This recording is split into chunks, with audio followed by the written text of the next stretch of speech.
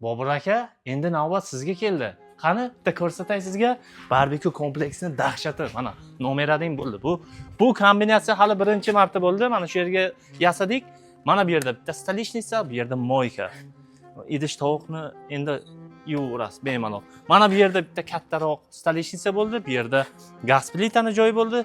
Bemalol choy-poy, kichkina skоворodkachani qo'yib, baliqmi, любой narsa jarit qilsa bo'ladi. Mana bu barbekyu. Buni barbekyuning ichi ham normalniy bo'ldi. Mana hozir tutun tortishlarini hozir ko'rsatamiz. Marhamat. Вообще tortishlari bomba.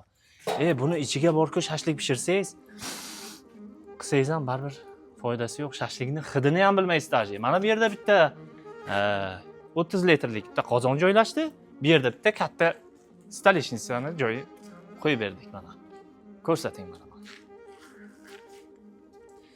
Bobur aka. Menga qarang, Bobur aka. Siz telefon qiling.